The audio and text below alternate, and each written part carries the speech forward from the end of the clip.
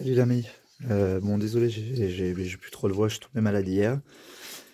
Ce matin, je vais te montrer une fuite de liquide de refroidissement, mais c'est aléatoire. Sur un 330 DE46, hein, comme d'hab. Donc c'est vraiment aléatoire. Souvent c'est à chaud, à froid t'as rien. Des fois tu vas avoir une petite flaque par terre, des fois tu vas rien avoir. Donc en fait, tu peux déjà regarder. Bon, moi j'ai la version sans radiateur ni thermostat EGR. Mais bien souvent, c'est celui-ci qui fuit. Je vais te le montrer sur une série 5. Attends, bouge pas. Je vais profiter pour te le montrer.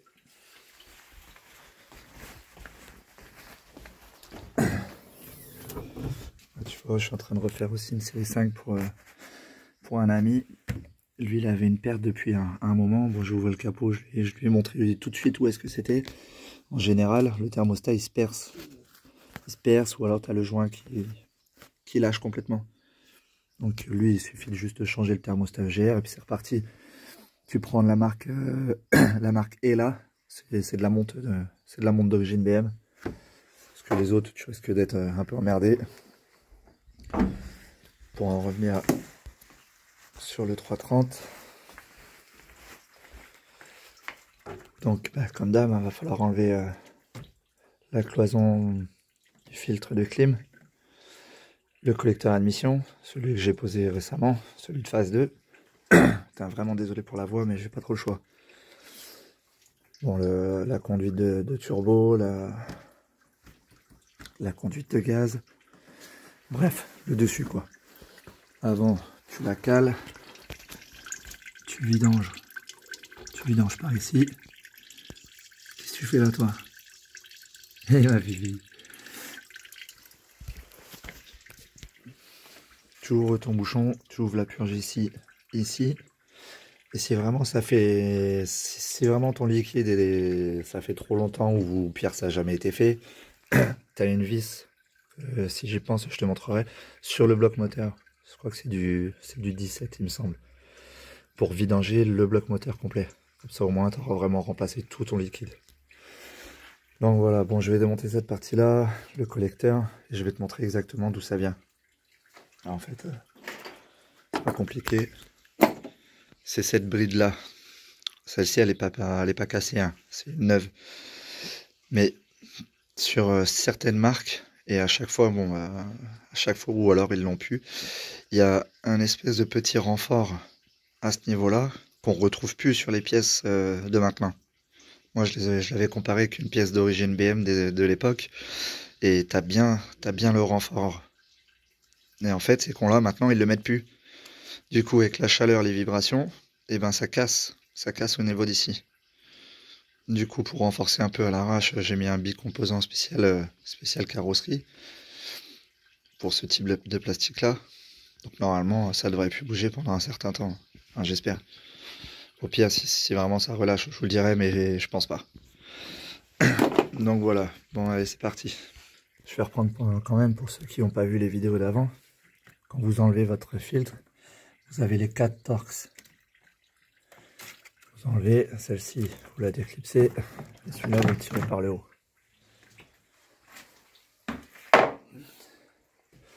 Ensuite, on va venir enlever celle-ci pour pouvoir débrancher correctement le faisceau d'injection.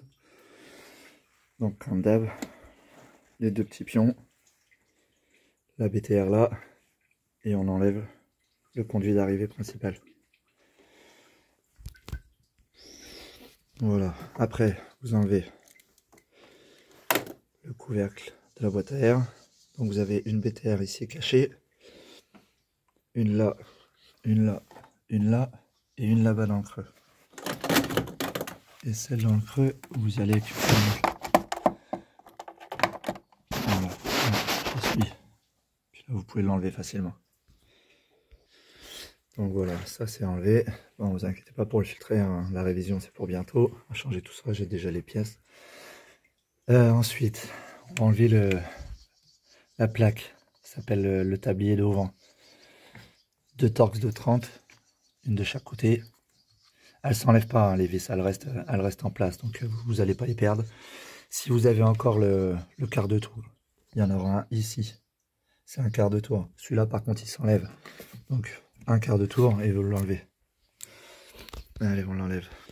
Voilà, une fois enlevé. Après, pour le remontage, faites attention de bien remettre le joint parce que lui, il a un peu de mal à tenir. Au pire, vous pouvez mettre une graisse silicone sur le joint. Déjà, ça nourrira le joint, ça évitera qu'il sèche. Mais il faut bien qu'il soit dans ces trous, dans son logement. Donc ensuite, vous avez les vis de fixation du faisceau d'injection. Il y en a une là et une là. Donc, vous débranchez.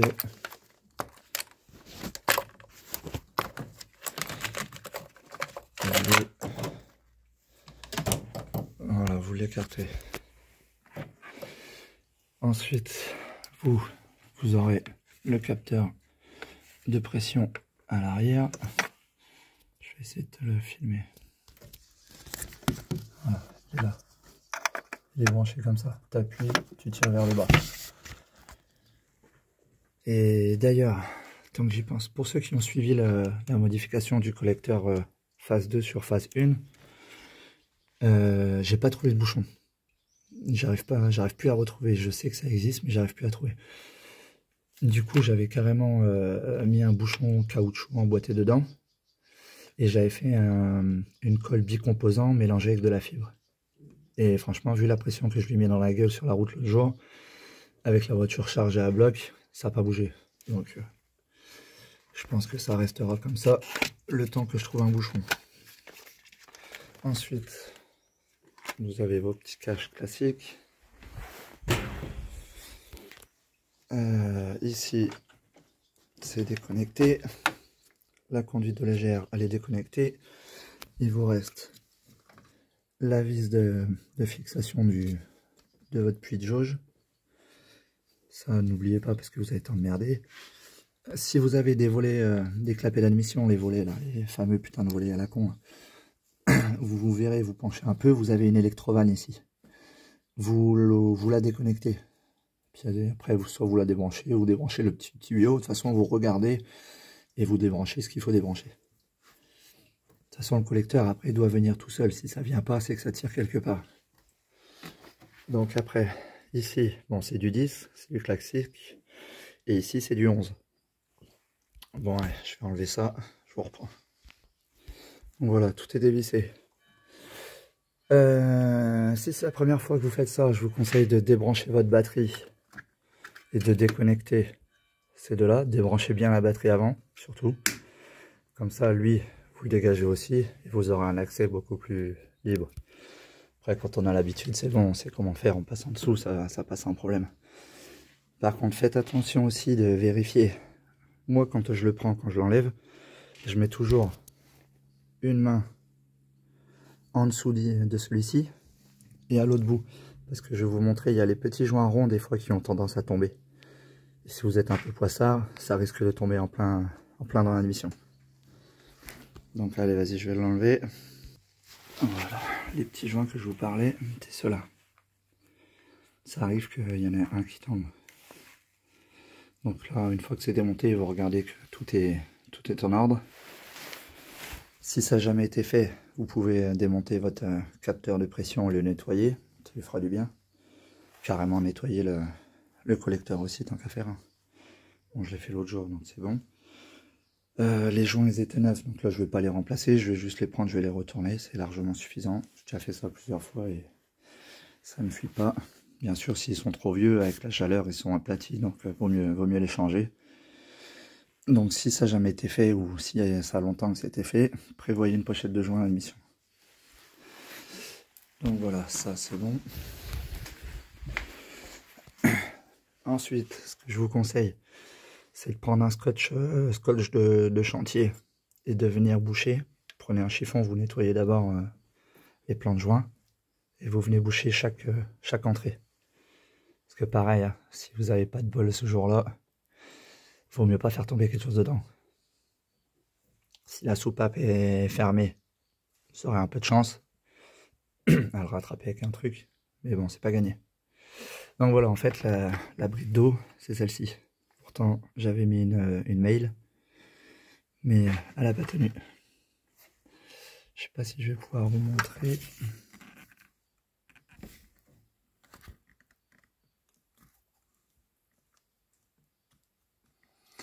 Il va falloir que je l'enlève pour que vous voyez ça.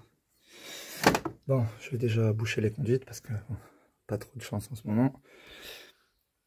Et je vous reprends. En attendant que vous bouchez ça là, mettez un peu de WD-40. Attends, je vais vous montrer. Voilà, je préparais mon tournevis parce qu'à une main, vous tirez votre agrafe vers le haut. Alors celle-ci aussi.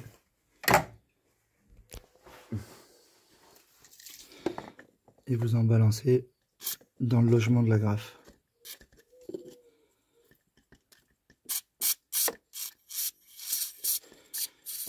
Allez, putain.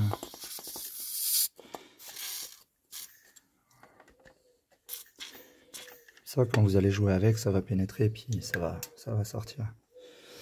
Parce que ça, quand ça fait un moment que ça n'a pas été démonté, bonjour pour les enlever. Il faut jouer avec dans tous les sens. Bref. Bon, je vais boucher ça et je vous reprends. Donc voilà l'idée. Vous bouchez tout et au moins vous êtes tranquille, vous êtes peinard. Pas besoin de stresser. Bon, bah allez, on va enlever celle-ci. Bon, vous risquez d'avoir un petit peu d'eau qui sort, hein. C'est pas gênant. À la fin des travaux, mettez un coup de jet d'eau par terre et c'est bon. Le liquide de refroidissement, ça tâche pas. Oui, mais ça pollue. Mais ça, on s'en fout. C'est ta bagnole. Bon, allez, je vous enlève ça. Je vais vous montrer comment je fais parce qu'il y en a une qui résiste un peu. On fait des petits tours. Vous tirez en arrière en même temps. Si vraiment ça veut pas. Bon, là, il va venir, mais bon, je vais vous montrer quand même.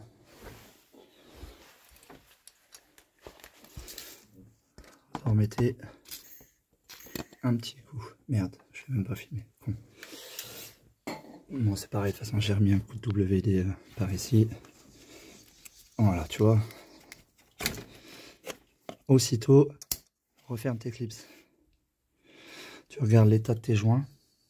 Tu as des joints toriques. Si tu vois qu'ils sont vachement plats, si t'en as, remplace-les. Parce que souvent, les gars, ils remplacent les durites complètes. Sauf que, en fait, c'est juste le joint. C'est juste le joint là qui pète. C'est tout. En fait, tu as une bague. Tu as une bague en plastique. Donc, pour ça, il faut sortir l'agrafe complètement. Il faut faire levier avec un petit tournevis plat. Il faut faire gaffe de ne pas le péter. Tu vas sortir la petite bague, là. Et après, tu changes ton joint torique. Par contre, après, fais gaffe, la bague en plastique, elle a un sens. Tu regardes, il y a un petit loquet ou un petit téton, je sais plus. Mais elle a un sens, elle se met pas n'importe comment. Donc voilà, une fois que c'est remplacé, clac, tu remboîtes et terminé. Donc voilà, maintenant je vais pouvoir démonter la bride et voir où elle est la fissure. Au même endroit que d'habitude de toute façon. Voilà, bon bah finalement c'est juste mon joint qui a pété en fait. J'étais persuadé que c'était une fissure comme d'hab, mais c'est mon joint qui a pété. Donc de toute façon je la remplace complètement. Autrement, quand elle fissure en dessous. Voilà, c'est juste dessus. Elle fissure à ce niveau-là. À froid tu le verras pas, mais à chaud ça s'écarte. Donc voilà, bon bah je vais remplacer directement la bride.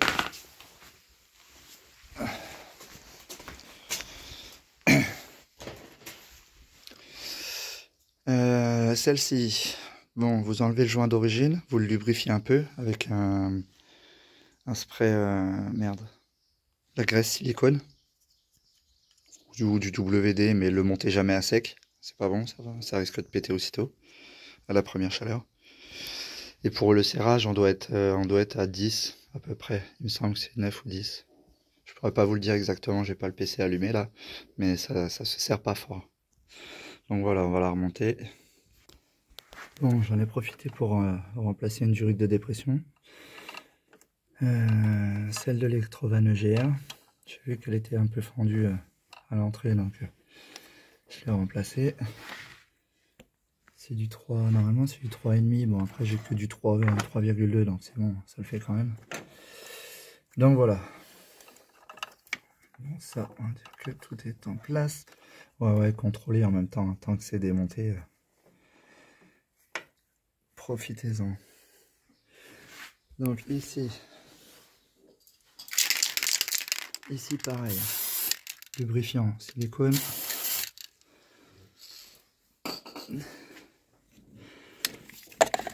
Et on renquille les durites. Voilà. Tant qu'il n'y a pas ce que vous avez entendu là, les claques, c'est que c'est pas mis. Donc voilà, il n'y a plus qu'à remonter tout en sens inverse et remplir de liquide de refroidissement et faire la purge. Je vais vous montrer aussi pour la purge. Bon, finalement, je vais devoir terminer cette vidéo là et j'en ferai une autre juste après pour la purge parce que là j'ai un truc urgent à faire. Là, on m'appelle pour un dépannage. Donc là, moi je vais remonter mon collecteur histoire de dire que ça reste pas à nu.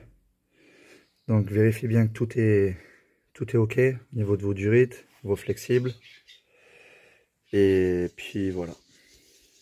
Pour remonter tout en sens inverse. Le couple de serrage pour le collecteur, cela c'est 10 newtons. Et cela on est à 11, 12. Donc voilà, après n'oubliez pas votre collier, n'oubliez pas de resserrer votre de turbo sinon vous allez avoir des surprises, n'oubliez pas le puits de jauge, n'oubliez pas la prise du capteur de pression et ça sera ok. Bon, je vous refais une vidéo juste après quand je rentre là pour la purge. Allez, à tout à l'heure.